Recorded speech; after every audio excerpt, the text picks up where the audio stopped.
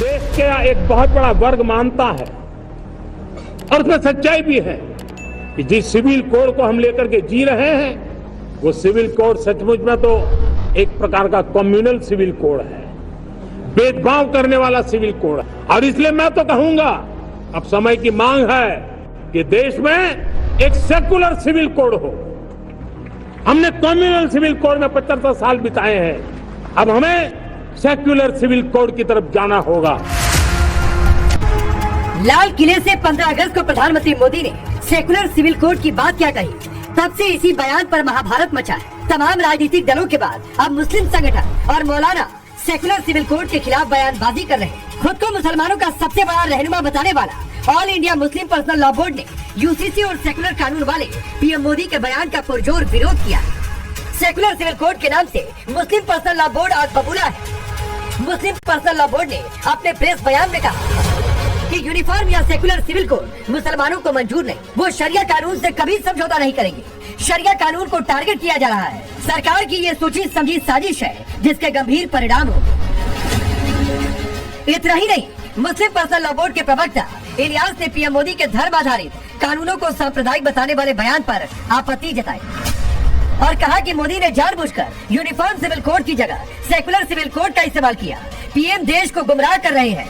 मोदी दूसरी कम्युनिटी को नाराज नहीं करना चाहते। उन्होंने धर्मों पर आधारित कानूनों को सांप्रदायिक बताकर न केवल पश्चिम देशों की नकल की है बल्कि धर्म का पालन करने वाले भारत के बहुसंख्यक लोगों का भी अपमान किया है। मुस्लिम पर्सनल लॉ बोर्ड के इस धमकी भरे बयान पर बीजेपी ने पलटवार किया। बीजेपी का आरोप है कि पर्सनल लॉ बोर्ड मुसलमानों को भड़काने का काम कर रहा है। मुस्लिम पर्सनल लॉ बोर्ड की हैसियत क्या है?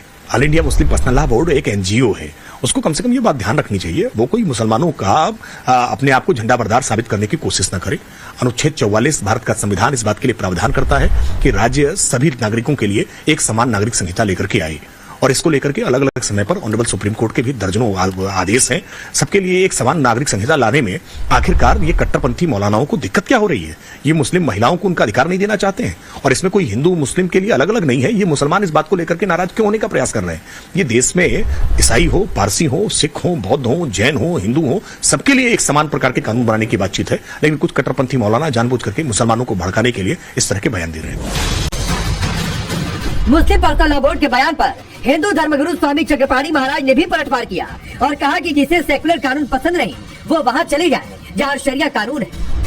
हमें लगता है अगर जो देश संविधान से चलता है और जो संविधान को नहीं मानेगा, जो समान नागरिक संहिता कानून को नहीं मानता है, वो विशेष कानून चाहता है तो विशेष कानून वाला चले जाए इस्लामिक देश में। यहाँ शरिया कानून तो है नहीं कि आपको विशेष दर्जा मिलेगा। विशेष दर्जा अगर चाहते हैं, शरिया कानून से जीना चाहते हैं तो 56 देश 57 देश है वहाँ चले जाइए। भारत में रहना होगा तो निश्चित रूप से समान नागरिक संहिता को मानना होगा। एक तरफ यूसीसी कानून को लेकर मौलाना आग बबूला है तो दूसरी तरफ वक्फ एक्ट संशोधन बिल को लेकर खुल्लम-खुल्ला धमकी दी जा रही। वक्फ एक्ट संशोधन बिल पास न हो सके इसके लिए पूरा माहौल तैयार किया जा रहा। मौलाना कलमे जवाब तो खुले मंच से तबाही की धमकी दे रहे हैं। मौजूदा गवर्नमेंट से भी कहना चाहता हूँ कि तुम हमसे नहीं टकरा रहे हो, अल्लाह से टकरा रहे हो, अल्लाह से टकरा रहे हो, क्योंकि तमाम जायदादें जो हैं वो हमारी अल्लाह की हैं और इसके जो रक्षक हैं वो हमारे इमाम ज़माना अलैहिस्सलाम हैं। लिहाजा ऐसी जिस तरह से कांग्रेस तबाह हो गई, जिस तरह से कांग्रेस तबाह हो गई, शीला दीक्षित तबाह हो गई, अगर तुमने ये बिल वापस नहीं लिया तो तुम भी इंशाल्लाह तबाह बर्बाद हो गए। तो क्या वक्फ एक्ट में संशोधन के नाम पर मौलाना खुल्लम-खुल्ला धमकी दे रहे हैं? ऐसी बयानबाजी कर तथा कथित मौलाना मुसलमानों को भड़काने का काम कर रहे हैं। सवाल है क्या इसीलिए यूसीसी का विरोध हो रहा? सवाल ये भी है कि अगर 140 करोड़ की आबादी के लिए एक जैसा कानून होगा तो उससे दिक्कत क्यों? और सवाल ये भी कि देश संविधान से चलेगा या शरिया से? सबसे बड़ा सवाल कि क्या मुस्लिम पर्सनल लॉ बोर्ड और कलमे जवाब जैसे मौलाना भड़काऊ बयानबाजी सिर्फ और सिर्फ मुसलमानों को उकसाने के लिए कर रहे हैं?